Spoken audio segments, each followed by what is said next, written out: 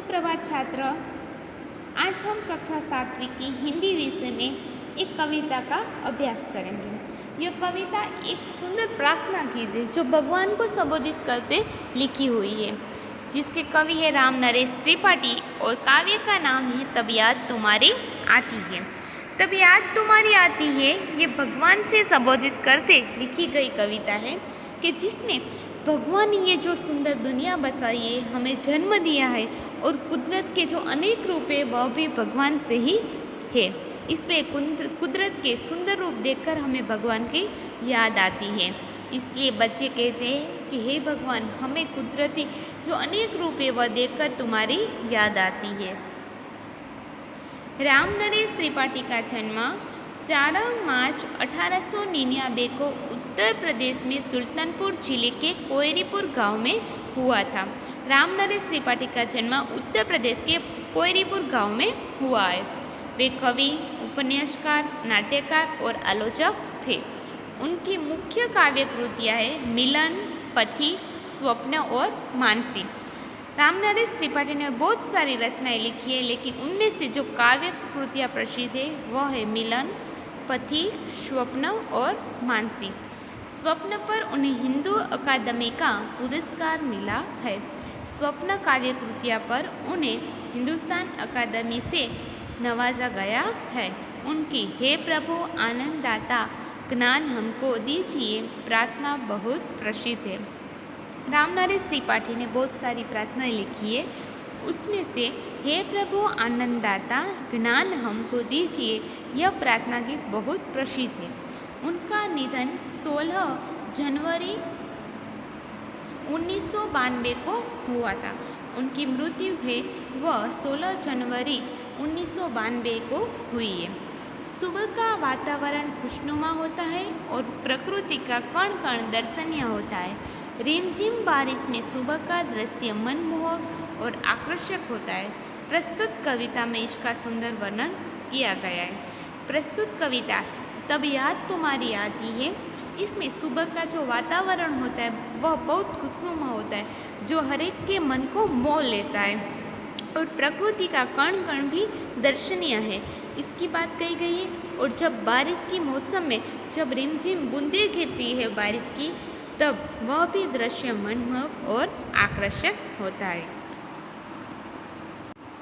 यह जो देख रहे चित्र में वह राम नरेश त्रिपाठी है। अब उनसे लिखी गई हम जो कविता है तब याद तुम्हारी आती है उसका अभ्यास करेंगे।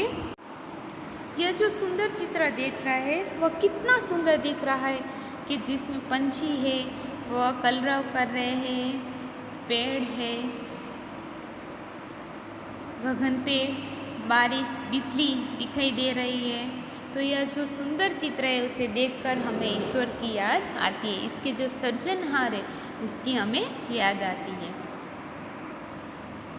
जब बहुत सुबह चिड़िया उठकर कुछ गीत खुशी के गाती है, कलियां दरवाजे खोल खोल जब दुनिया पर मुस्काती है।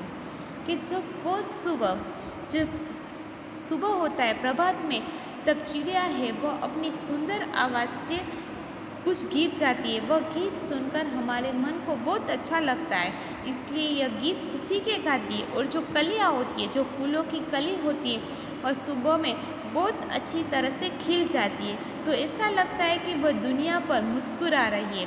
तो कलियाँ जो खिल जाती है वह मुस्कुरा रही है और जो चिड़िया है वह गीत गाती है। तो यह चित्र है वह बहुत अच्छा लगता है। खुशबू की लहरें जब घर से बाहर आ दौड़ लगाती है, जो कली है वह खिल जाती है तो उसकी जो खुशबू होती है वह चारों ओर फैल जाती है और वातावरण को वह खुशनुमा कर देती है।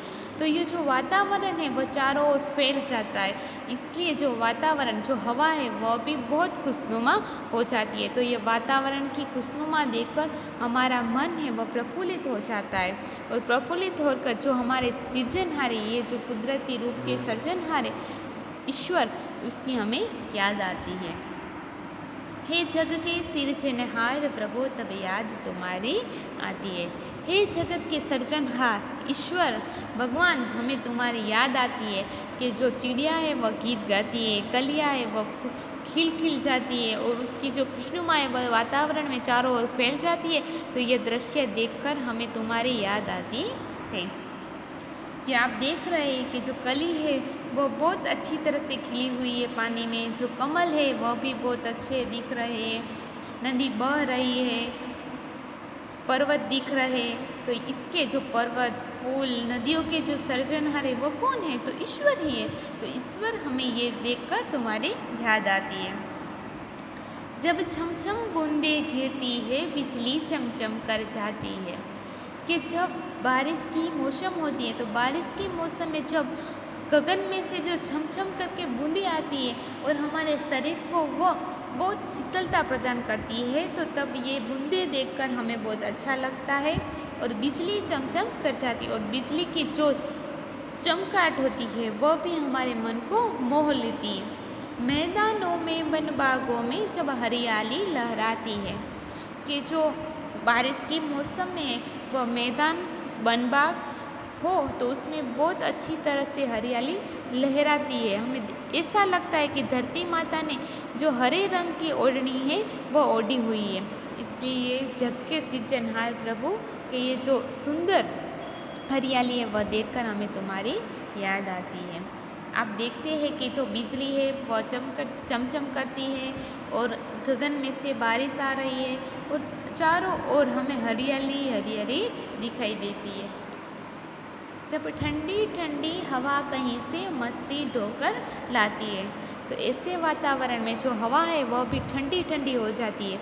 और जो ठंडी ठंडी हवा हमारे तन को जब छूती है तो हमें ऐसा महसूस होता है कि हमारे जो तन है उसमें नई शक्ति का संचार हुआ है।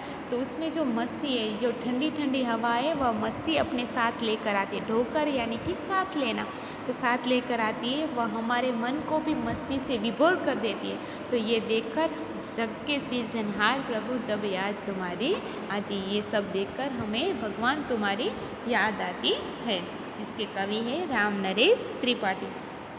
अब हम इस काव्य का गान करेंगे।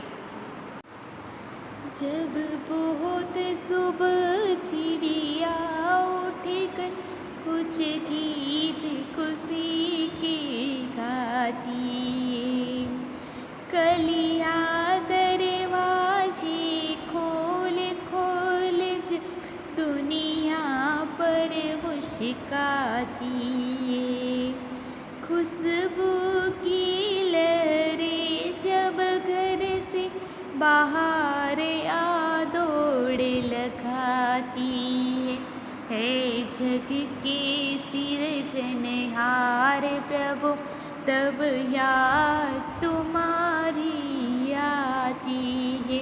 हे जग के सृजनहार प्रभु तब याद तुम्हारी आती है। जब छम छम बूंदे गिरती है, बिजली चम चम कर जाती है, मैदानों में, वन बागों में जब हरियाली लहराती है, जब ठंडी ठंडी हवा कहीं से मस्ती ढोकर लाती है, हे जग के सृजनहार प्रभु तब याद तुम्हारी आती है। हे जग के सृजनहार प्रभु तब याद तुम्हारी आती है, तब याद तुम्हारी आती है।